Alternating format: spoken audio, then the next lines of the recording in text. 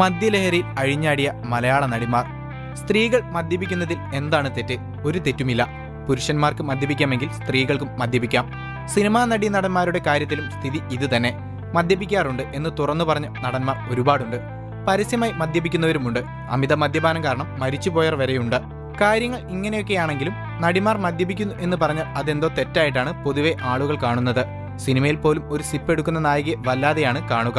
അപ്പോൾ പിന്നെ യഥാർത്ഥ ജീവിതത്തിലെ കാര്യം പറയണോ? ജീവിതത്തിലും സിനിമയിലും മദ്യപിക്കാൻ ധൈര്യം കാണിച്ച ചില പ്രമുഖ നടിമാരെ കുറിച്ചാണ് ഇവിടെ പറയാൻ പോകുന്നത്.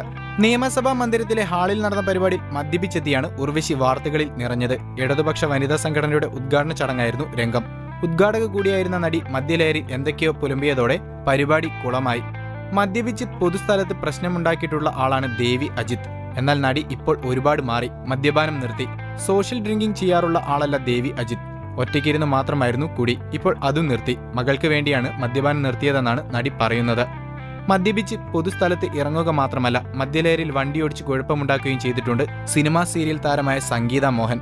സംഭവത്തിൽ സംഗീത മോഹനെ പോലീസ് അറസ്റ്റ് ചെയ്യുക വരെയുണ്ടായി. ഇതൊന്നും സിനിമയിലല്ല, യഥാർത്ഥ ജീവിതത്തിൽ നടന്ന കാര്യങ്ങളാണ്. ഇനിയുള്ള നടിമാരുടെ കൂടി ജീവിതത്തിലല്ല, സിനിമയിലാണ്. തിരക്കഥ എന്ന സിനിമയിലാണ് പ്രിയാമണി മദ്യപിക്കുന്നതായി കാണിക്കുന്നത്.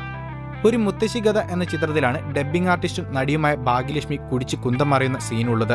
അടുത്തിടെ മലയാളം സിനിമ കണ്ട ഏറ്റവും വലിയ കുടിയെത്തി എന്ന പട്ടം ദീപ്തി സതിക്കാണ്. ചിത്രം നീന. 2 കൺട്രീസ് എന്ന ചിത്രത്തിൽ മമത അഭിനയിച്ച കഥാപാത്രം ഇതിനോട് കട്ടയ്ക്ക് കട്ട നിൽക്കുന്നതാണ്.